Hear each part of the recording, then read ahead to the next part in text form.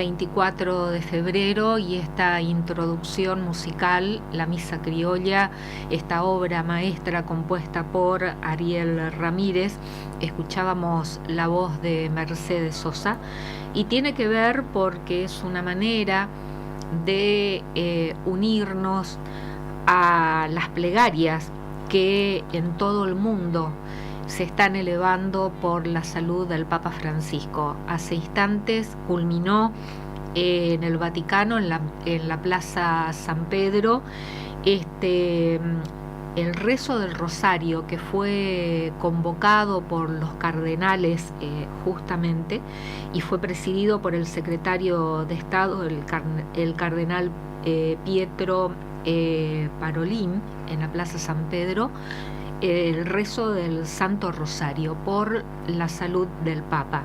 De igual manera, aquí en Buenos Aires, convocado por la Conferencia Episcopal Argentina, también se rezó el Santo Rosario y se elevaron plegarias por la salud del Papa. Tema que lo vamos a tratar ahora porque ya nos está acompañando en estudio el médico neumonólogo, jefe médico del Servicio de Terapia Intensiva del Instituto de Cardiología de Corrientes, el doctor Ángel Esteban Piacenza. Doctor Piacenza, ¿qué tal? Buenas tardes, buenas noches. Buenas tardes, Liliana. Muchísimas gracias por la invitación. A ver, ayúdenos a entender un poquito, porque diariamente se emiten los partes médicos, el Vaticano lo publica, sobre la salud del Papa, que hoy se cumplen 10 días que está internado en este policlínico, como dicen, que es el Agostino Gemelli en Roma, ¿no? El sábado 14 quedó internado. Y se habla de, el Vaticano diariamente informa el parte de cómo se encuentra el estado de salud. Y se habla de neumonía bilateral. Este fin de semana, el sábado más precisamente, la noticia fue que se le hizo transfusión de sangre, de que estaba con una crisis respiratoria. También surgió la palabra sepsis. Hoy se habla de insuficiencia renal que estaría controlada, y también de oxigenoterapia, es lo que se menciona en el parte de hoy. ¿Qué significa todo esto? Tradúzcanos al castellano más básico, por favor. Bueno, es una neumonía bilateral que es más grave que una neumonía de un solo pulmón, o sea, bilaterales de los dos pulmones. Las neumonías pueden ser lobares, o sea, afectan un lóbulo, solamente una parte del pulmón, pueden afectar todo un pulmón, o pueden ser, como en este caso, bilaterales. Y ese ya es un parámetro de severidad. Segundo es polimicrobiana, que significa que hay más de un germen implicado, más de una bacteria implicada en la infección pulmonar que está sufriendo el paciente. Tercero, se da sobre un paciente con un terreno predispuesto porque él tiene una enfermedad pulmonar crónica, tiene una bronquitis crónica y tiene una condición que se llama bronquiectasia o bronquiectasias, que son dilataciones bronquiales patológicas, anormales, donde el bronquio se dilata y en vez de ser un tubito se transforma como una bolsita que acumula secreciones. Y también hace de que esté colonizado, o sea que haya gérmenes que están ahí como agazapados esperando para que en un bajón de defensas brota un cuadro de neumonía. El paciente con bronquiectasia normalmente maneja su cuadro con antibióticos frecuentes, con drenaje de las secreciones, con kinesioterapia, nebulizaciones, y no pasa de ahí hasta que ocurre un cuadro como este, que es una neumonía, o sea, cuando ya excede los límites de la bronquiectasia, la infección, y invade el tejido pulmonar, y en este caso bilateralmente. Cuarto punto, es un paciente de 88 años. La edad avanzada es un factor de riesgo o de mortalidad para cualquier enfermedad. Siempre está la edad como como condición, digamos, preexistente, agravante de cualquier proceso, ya sea cardíaco, pulmonar, etc. Cuando se habla de sepsis, cuando la infección tiene una repercusión sistémica, tiene una repercusión en el resto del organismo, como por ejemplo la insuficiencia renal, que marcaban los periodistas, los informes. En el parte diario, ¿no? Claro. Hoy marcaron, y esto subrayado decía, insuficiencia renal no preocupante. Claro, porque aparentemente es leve el compromiso, pero bueno, cuando excede los límites del aparato respiratorio, la infección causa impacto a distancia. Entonces puede haber disfunción renal o insuficiencia renal, puede haber disfunción hepática, puede haber afectación cardiovascular. El cuadro más grave de la afectación cardiovascular es el shock séptico, que tiene obviamente una mortalidad, como shock es una palabra muy fuerte, ¿no? O sea, hay una bajón de presión con necesidad de drogas, de soporte, etcétera, etcétera. Quinto punto, oxigenoterapia. Todos estos pacientes reciben oxigenoterapia. Aparentemente yo las veces que lo veía al Papa en su silla de ruedas últimamente por los problemas articulares y óseos que tiene, él no tenía oxigenoterapia crónica, no andaba con oxígeno permanente, digamos, lo está requiriendo ahora de manera aguda por el tema de la neumonía. Y más que oxigenoterapia, está requiriendo un sistema que se llama cánula nasal de alto flujo. Es un dispositivo que se coloca en las fosas nasales y brinda un aire con un acondicionamiento especial en términos de temperatura, de porcentaje de oxígeno y de flujo que le ayuda a respirar. O sea, es un aparato, nosotros tenemos ese dispositivo, acá bueno, en la pandemia se hizo muy conocido para el manejo de la insuficiencia respiratoria. O sea, es una neumonía grave, bilateral, polimicrobiana, con insuficiencia respiratoria, porque es lo que conlleva el requerimiento de oxígeno, y en este caso el de cánula nasal de alto flujo, y además con disfunción de órganos a distancia, en este caso el riñón, y en ese caso ya se habla de sepsis. Ahora el paciente está evolucionando por los partes médicos, uno no tiene mucha idea de lo que ocurre realmente, pero por los partes médicos está como fluctuante, hay días mejores, días que está más atacado. Él tiene una bronquitis crónica, bronquiectasia y broncoespasmo. Él tiene un antecedente muy lejano de una cirugía pulmonar, de una lobectomía que se hizo en el año 1957, cuando él tenía 21 años y estaba en el segundo año del seminario, era seminarista.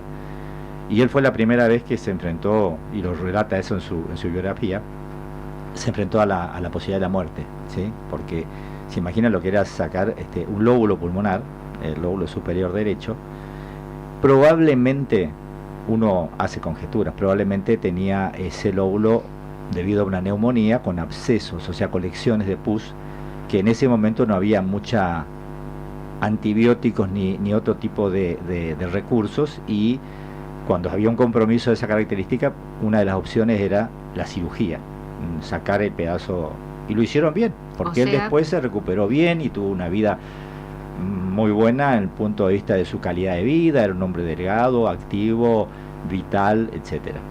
Es decir, uno de sus pulmones no está, lo voy a decir así, muy comúnmente, no está completo, le falta una parte de uno de sus pulmones. Exacto, le falta una parte. ¿Complica el cuadro respiratorio que tiene? No, lo que más complica es el tema de que él es portador de bronquiectasia, probablemente producto de estas bacterias que tiene. De las dilataciones bronquiales, los bronquios que se deforman y se dilatan como bolsitas, decía, y acumulan secreciones, en las secreciones acumuladas desarrollan las bacterias y ahí pues se produce la infección. Eso es un tema crónico que probablemente esté relacionado con aquella primera infección que el paciente tuvo. No sabemos si fue un absceso pulmonar, si fue tuberculosis, en esa época la tuberculosis se operaba, ahora obviamente que no, es otra etapa de la medicina y muchísimos antibióticos, etcétera, que hacen que eso no ocurra. Pero bueno, esa cirugía no le implicó una minusvalía y en términos de su vida normal de joven, y desarrolló una vida activa, o sea, Sí se quedó con las bronquiectasias y ese problema respiratorio que cada tanto le producía problemas. Lo que le ha pasado últimamente, yo creo que el avance de la edad obviamente hace que bajen las defensas, que los pacientes muy añosos son menos inmunocompetentes, su respuesta inmunológica es menor. Calculo que el estrés de tener semejante responsabilidad también juega un rol en el tema de la disminución de las defensas. En el tema de las infecciones siempre hay un interjuego entre la bacteria que ataca y la capacidad defensiva que tiene el organismo. Yo últimamente lo vi en distintas apariciones al Papa, primero me pareció muy gordo. Le estaba por preguntar eso. A mí me llamó, y ahora buscando imágenes justamente del Papa, noté las últimas muy hinchado, como la cara así, dando sensación de gordura, pero me parece que es más que gordura, hinchazón, ¿puede ser? Sí, a mí me parece que él habría, digo, supongo, es una suposición de una observación clínica que uno hace de una imagen, de una foto, que él ha estado recibiendo corticoides, ¿sí? Porque estas enfermedades cuando avanzan, la bronquiectasia, broncoespasmo, muchas veces requieren corticoides de manera sistémica, o sea, administrados por vía oral o inyectables, en vez de ser administrados por vía inhalatoria, que es lo que habitualmente se hace con los pacientes que tienen broncoespasmo. Se desinflama el bronquio desde la luz misma con aerosoles, con dispositivos, digamos, que suministran un corticoide por vía inhalatoria. Cuando eso no es suficiente, se pasa a un escalón más, que es el corticoide sistémico, que el paciente toma corticoide o es inyectado con corticoide. A mí me parece que algo de eso había, porque eso también baja las defensas. O sea, es beneficioso por un lado, pero por otro lado hace que las infecciones sean más posibles en un paciente de esta característica. ¿Cómo se trata todo esto que usted describió, según lo que nos informamos, ¿no?, a través de estos partes diarios y de lo que informa el Vaticano? ¿Cómo se trata? Porque también llama la atención que nos alegramos cuando leemos que pasó bien la noche, que hubo una mejoría, que él está activo. Constantemente se dice que no pierde noción de tiempo y espacio, de que sigue trabajando. Envió un texto escrito para el Angelus, sigue firmando papeles, dicen que sigue comunicándose con distintas personas, con un cura argentino que se encuentra en Gaza, o sea, entonces eso nos da la señal, queremos creer, nos ilusionamos que el Papa está bien, y después al otro día un parte diario que nos deja muy preocupados porque tuvo una crisis respiratoria, la transfusión de sangre, que ahora nos va a explicar eso, qué significa y por qué. Entonces, ¿por qué esta fluctuación de que parece que tiene una mejoría y al otro día esa mejoría como que tuvo un retroceso? Ya cuando aparece transfusión de sangre es como que nos preocupamos más, porque parece, los que no entendemos nada obviamente, que es más serio el cuadro. ¿Por qué esa fluctuación? Bueno, y cómo se trata todo esto todo esto que usted describió. Bueno, vamos por partes. Primero, que un paciente de esas características, por la edad y por el tipo de neumonía y por los antecedentes, es grave, es una patología grave. Dentro de esa gravedad, el paciente oscila hacia una mejoría de algunos parámetros y por momentos empeora. Y eso puede ocurrir. Son cuadros a veces que van evolucionando de manera lenta y no terminan de definirse hacia la mejoría absoluta o hacia el empeoramiento. Hay un dato positivo, un par de datos positivos, digamos. Primero, que seguramente el Papa tiene la mejor atención de un equipo de especialistas, y eso es un dato a favor. Es decir, que esté bien cuidado, bien atendido. Bien atendido, perfectamente atendido. Y dentro de ese equipo, que es un equipo multidisciplinario, están los médicos, los intensivistas, los clínicos, los neumonólogos, los infectólogos, Me imagino que debe haber un grupo grande.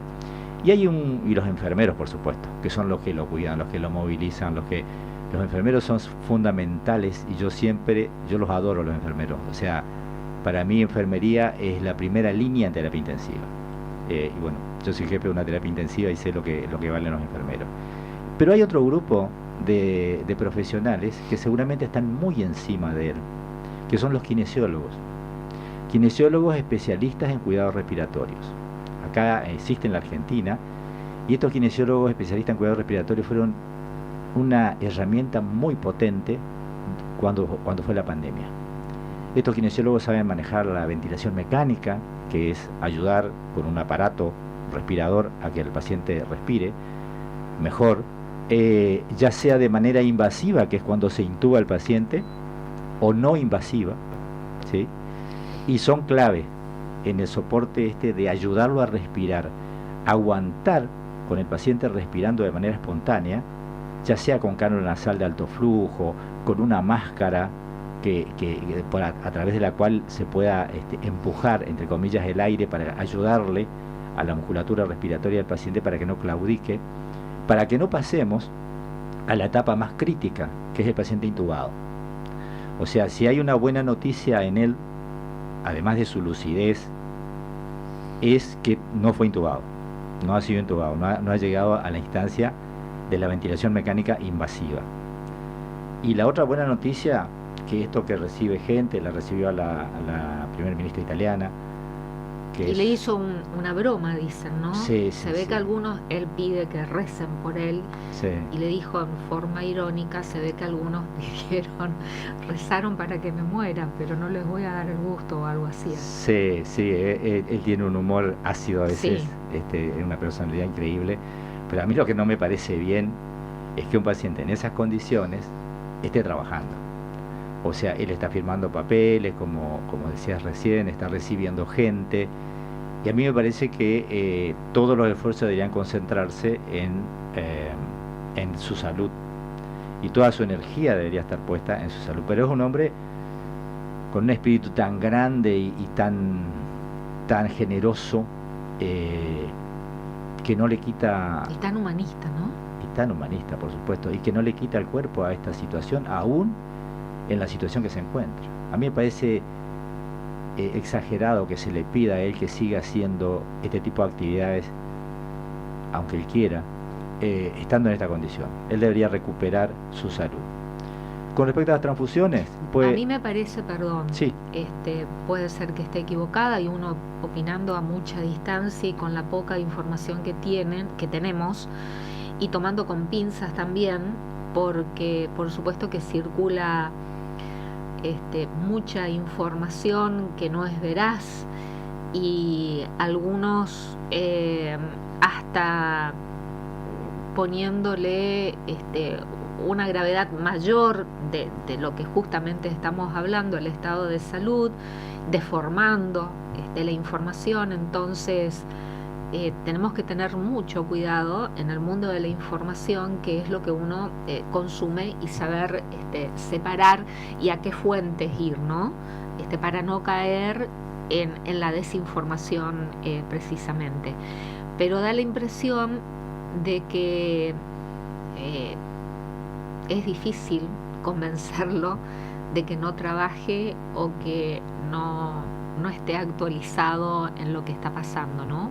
Me parece que él es el que pide seguir activo y no desprenderse de su rol como Papa y también como jefe de Estado del Vaticano. Sí, es su espíritu, me parece tan indomable, que hace que él haga este tipo de actividad, y seguramente ningún médico lo puede convencer. Nosotros a veces tenemos dificultades para convencer a un paciente que no haga tal o cual trabajo, o que no haga una actividad determinada. Me imagino lo que debe ser tratar de convencer al Papa, con todo el poder que se mueve detrás del Papa, y todo ese poder que puede hacer que se tergiversen en un sentido o en otro las informaciones. Totalmente. Nosotros hablamos básicamente por el conocimiento que tenemos de la medicina, por el conocimiento y la experiencia que tenemos en este tipo de pacientes, y por la información oficial que sale, ¿no es cierto?, desde el Vaticano. Le pregunté por qué le hicieron transfusión de sangre, que fue la noticia del sábado. Mira, la transfusión de sangre le habrán hecho, calculo, porque él habrá estado anémico, o sea, una disminución de los glóbulos rojos. Hay que ver si esa anemia ella no la tenía de manera crónica y empeoró con la infección. La sepsis, la infección, cuando una de las repercusiones que tiene impactan la médula ósea, que es la que produce tanto plaquetas como glóbulos rojos como glóbulos blancos. Y las médulas óseas de los pacientes muy añosos ya tienen cierto grado de aplasia y de fibrosis. Y la sepsis, impactando en este punto, puede disminuir la producción. Sepsis es infección. Sepsis es el compromiso general de la infección. Hasta ahora nosotros la única información que tenemos es que hizo una insuficiencia renal leve, o sea, compromiso a distancia del órgano primariamente afectado, en este caso los pulmones. Como le decía, la sepsis es la disfunción de órganos más allá del órgano que se compromete primariamente. Entonces puede haber disfunción renal, disfunción hepática, disfunción circulatoria y en este caso de la anemia, disfunción de la médula ósea. ¿Cómo se trata? ¿Con antibióticos? ¿Con corticoides, que recién estábamos hablando? Y después, esperando por supuesto que mejore, ¿qué es lo recomendable? Volvemos, ¿no?, a su función como Papa, como jefe de la Iglesia Católica a nivel universal y como jefe de Estado también. Y bueno, el tratamiento es como vos lo dijiste, básicamente la droga de primera línea son los antibióticos, los antimicrobianos, para lo cual hay que usar antibióticos que estén dirigidos contra los gérmenes que específicamente lo están atacando. Y para eso hay que tomar muestras, hacer cultivos, determinar la sensibilidad a los antibióticos y administrar el antibiótico o los antibióticos precisos, tratándose de una neumonía polimicrobiana. Los corticoides pueden ser un tratamiento de ayuda, sobre todo por el tema de la broncoobstrucción, que a veces empeora, obviamente, con las infecciones, y broncodilatadores, distintos tipos de broncodilatadores que, digamos, que ayudan a que los bronquios, a ventilar, como se dice, que se abran los bronquios y que disminuya el esfuerzo respiratorio del paciente, que le implicaría un bronquio obstruido. Entonces, básicamente, antibióticos, corticoides, broncodilatadores, kinesioterapia, otra vez vuelvo a mencionar a los kinesiólogos, ayudarlo a respirar, oxigenoterapia, cánula nasal de alto flujo y aguantar y tratar de que el paciente evite la intubación. Porque si vamos a una intubación, posiblemente las cuestiones haya menos chance, ¿sí? Ahora bien, si el paciente llega a un momento de que la fatiga respiratoria, de respirar con una frecuencia respiratoria alta, con una dificultad respiratoria, hace que los músculos se fatiguen, y bueno, puede llegar la situación que no quede otro remedio que pasar a la intubación, y que no significa eso que el paciente se va a morir, sí o sí, sí empeora las posibilidades. Pero hay pacientes de esa edad que pasan por el respirador y que luego salen adelante. Hay pacientes que pasan por la traqueostomía, post-respirador, etcétera. Pero todo yo estoy seguro que todos esos elementos están en la mesa de decisiones del equipo tratante. Estoy seguro que están todo el tiempo encima de él, ayudándolo. ¿Y qué pasa una vez que se resuelve? Claro. Se resuelve la neumonía. Pero el paciente, después de un episodio de neumonía como ya su función pulmonar, que ya no era buena, ya va a ir un escalón para abajo. Y puede mejorar con el tiempo un poco, pero ya va a tener menos función pulmonar que la que tenía antes, que ya era disminuida. O sea, una infección siempre empuja hacia abajo un escalón al paciente.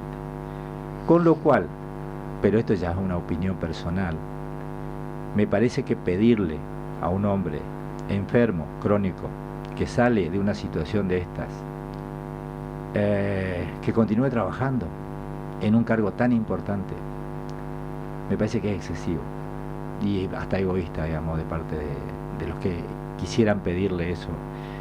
sería más lógico que el Papa ojalá se cure, ojalá salga de esto y pueda retirarse en paz, a estar tranquilo. Y bueno, pero es una opinión mía, ¿eh? Pero eso depende de su decisión personal. Sí, por supuesto, es personalísima la decisión. Se ha caracterizado por viajar y llegar a lugares en el mundo que no hay antecedentes, que un papa haya visitado, y pese a que sus asesores le aconsejaban que no, lugares peligrosos, y sin embargo él no escatimó esfuerzos y estuvo y convivió con esas comunidades. Me parece que es un papa que nunca se quedó quieto, que desafió al mundo y a los principales líderes. Uno de los últimos mensajes antes de internarse fue dirigido hacia el presidente Donald Trump, precisamente por lo que está haciendo con todos los extranjeros que están en su país, ¿no? Entonces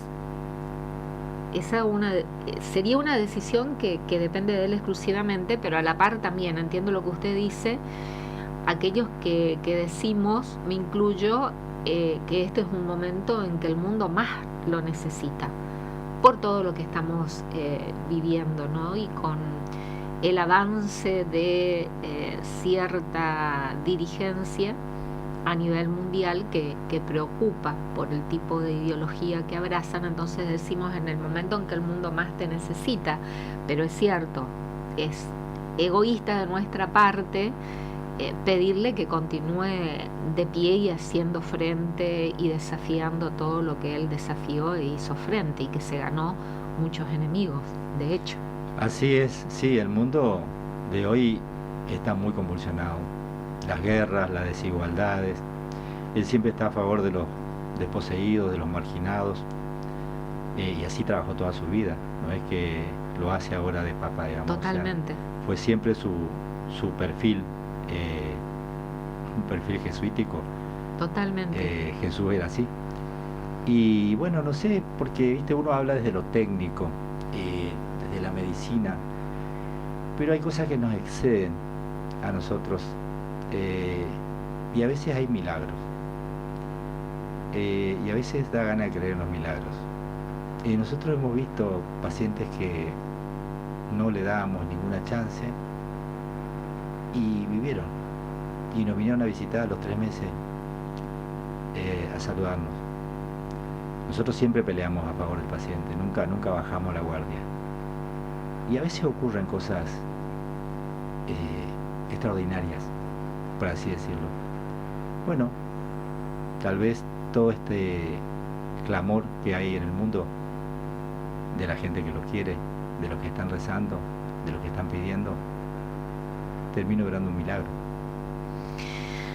Ojalá así sea, o hágase tu voluntad, ¿no? Refiriéndonos al que está por encima de todos. Así es. Que sea lo que tiene que ser, que sea la voluntad de quien está por encima de todo y de todos, pero sí, también depende, la ciencia médica hace lo suyo, por supuesto, coincido con usted, queremos creer de que está bien cuidado y con el mejor equipo de profesionales en distintas disciplinas, haciendo todo lo que la ciencia permite, cuidándolo para que salga a flote, y también la capacidad y la voluntad de él, ¿no? De querer recuperarse y continuar andando. Hay de todo, ¿no? La ciencia, la voluntad del paciente, en este caso nada más y nada menos que un papa, y la fe.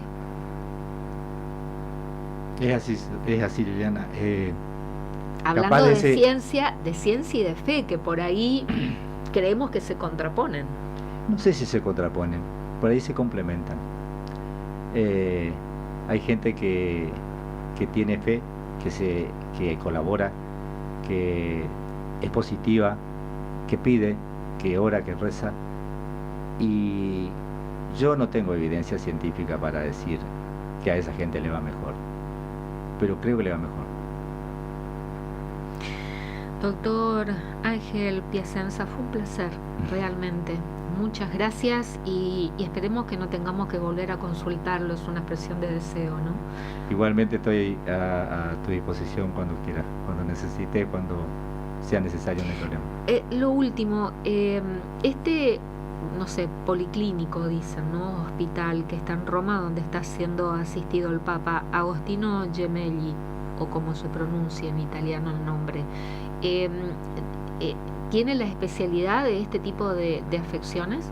Sí, o sea, tienen todas las especialidades, sin duda. Ahí se atienden todos, digamos, las autoridades del Vaticano y el Papa especialmente tiene una suite papal, creo que en el 10º piso. Dicen que en el 10º piso, que sí. Inclusive hay una capilla donde se puede oficiar misa, que de hecho el otro día se hizo. No, seguro que tiene todos los recursos que la tecnología y la ciencia cuentan en este momento a disposición. Eso no me cabe ninguna duda. Doctor Ángel Piacenza, médico neumonólogo, jefe médico del Servicio de Terapia Intensiva del Instituto de Cardiología de Corrientes, muchísimas gracias. Gracias a vos. Cortina musical, tanda, y al regreso continuamos con la agenda de Dialogando.